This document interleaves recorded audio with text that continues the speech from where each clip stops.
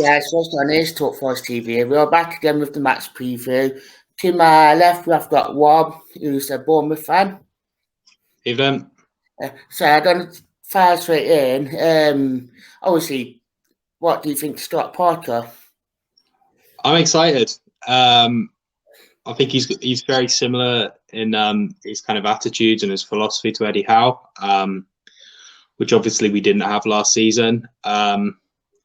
There's arguments for trying to keep away, but what Howe wants is what we want as well. What Parker wants.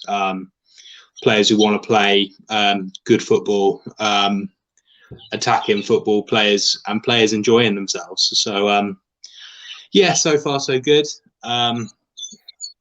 He seems to be going about things the right way. All the players seem to be a bit happier and enjoying themselves. So, At the moment, we're pleased with him.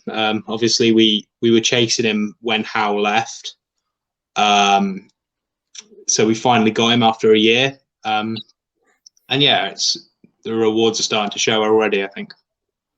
I mean, last season it was a surprising one. How you guys sacked your manager when he was in the playoffs. I mean, I was a bit surprised, but I mean, how do you feel about that season? I know Woodgate did an okay job. I think going to your point about sacking Tyndall, I don't think it was a surprise. I think it was a surprise how long it took. The performances were pretty poor. The players seemed like they didn't really know what they were doing, what their role on the squad was. And Tyndall looked kind of lost for ideas tactically as well. So not surprised at all. I thought we all were pleased with Woodgate. Obviously not when he came in. It wasn't what they were saying. We were told a big CV, championship experience and stuff. And then he was obviously the cheap and quick option. But he galvanised the team, got a bit of team spirit going again. Really got players moving, like Phil Billing. Really got some good stuff out of him. All in all, I think we were pleased with how good Woodgate was for his short term, because obviously he came in when it was really rocky, steadied it, still got us in the playoffs. And he caught in this. He was only here 6 months, but he really kind of bought into the club as well. I think we were on the fence as well. We were. There was a good split amongst the fan base, and I think quite a few of us wouldn't have minded if he was given another go permanently if things weren't to come to fruition with Parker, but as they have, unfortunately, Woodgate's missed out, and he does seem like a really top bloke as well. So, but yeah, we were all pleased with him. He did what his remit was, and I think he was better than Tyndall as well. Yeah, I mean, from like outsider, as I call it, because obviously I don't know as much as you do on Bournemouth side of things. The Parker one kind of came out a bit out of the blue, like when I first read it. So I saw the fan base talk to Parker really well. Yeah, I mean, obviously I think it was going on for about a month after the end of the season. I think once we knew Fulham went down, he was number one again.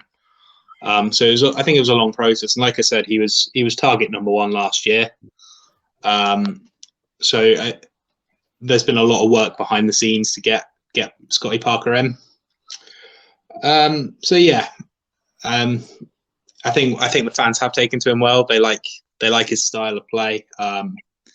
It's aggressive, it's attacking, and he looks to be blooding I know we haven't got a choice because our squad's thin at the moment, but he's blooding the youngsters, and he's not afraid to either, which is quite good because we've got some exciting prospects in the academy. Yeah, I mean, you guys always been that sort of side to win decent players through the academy as well. So, I mean, there's been a few. Obviously, it's not been. There's only one every kind of 2 years. Obviously, Sam Surridge was the most recent one who we just sold to Stoke, but bring him through players who've gone on to do well, like Jaden Stockley, who's obviously doing really well in League One. Danny Ings being the most noticeable one. Players like Brett Pittman, who've come through the academy. So we've always had a rich history of nourishing players, but Parker looks to be, like I said, we haven't got choice because we've got a few injuries at the moment. But we've played a few and they've not looked out of place, which is all you can ask for. Yeah. Normally it is quite good when you go through the academy anyway. I mean, always. Yeah. I mean, going into Saturday's game when Forest you played Bournemouth, I mean, they're always quite decent games anyway between Forest and Bournemouth, especially last season and the season when you went up. They always used to be quite good affairs. Yeah, I think obviously I always remember mainly Forest games when we were in League One and stuff. When you were a powerhouse in League One and were far too good, and I really enjoyed going up, and it was always a good day out.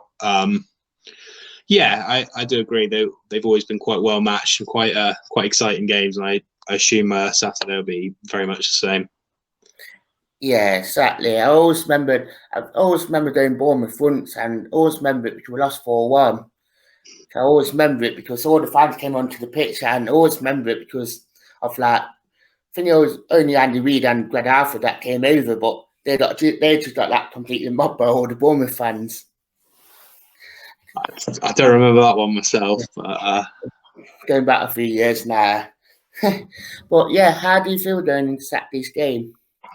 I'm confident. Not to belittle you guys. I think we look together. We look ready. I think we had a very good game on Friday against West Brom.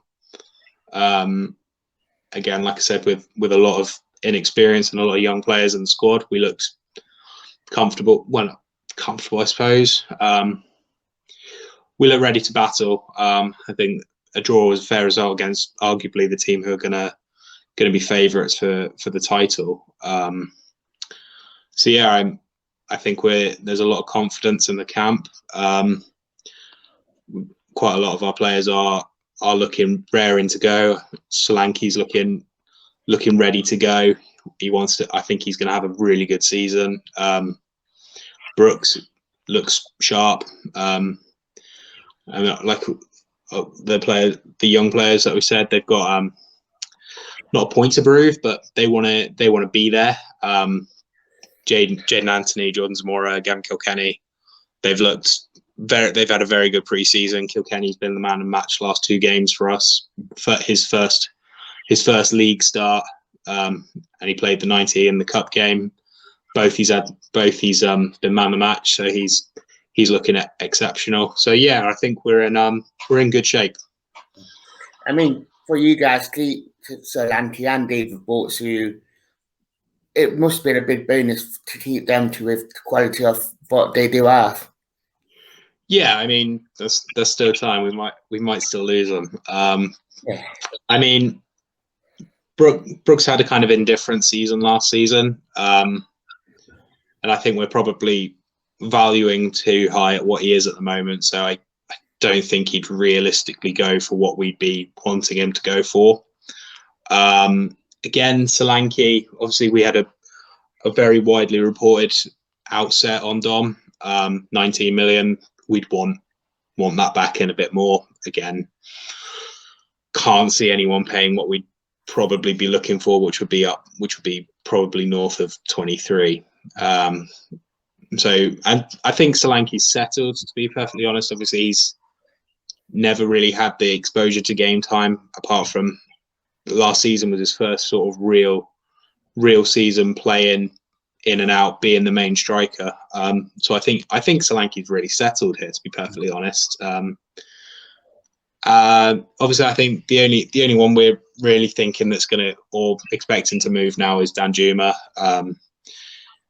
He's too good for the league. He said he's pretty much outgrown the league, and I think his sale allows us to reinvest in the squad as well as freeing up some wages. So Danjuma will go, possibly still Jeff Lerma. Apart from that, I think we're settled. Yeah. So, what the score do you think it will be on Saturday, and any goal scorers do you think? Judging on how we're playing and how intent we're looking, I think we're going to score a few. I think it'll be 3-1 Bournemouth. To be honest, I think we're going to be we're going to go out with a point to prove. Yeah, I mean, Forest, unfortunately, we got hit with COVID, so on Sunday we got completely last 10 minutes or so all Coventry. So match fitness, we're kind of struggling. So I think going into Saturday, we're kind of like not worried, but I think we're that the fitness levels will be a lot more better than it was against Coventry. Yeah. So, have you got a game tonight or tomorrow? Is it for the cup? We've got Bradford in the cup, so we're expecting quite a few youngsters to play as well. So, okay, yeah.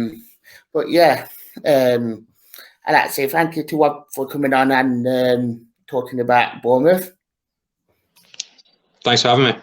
So I'd like to say thank you for watching.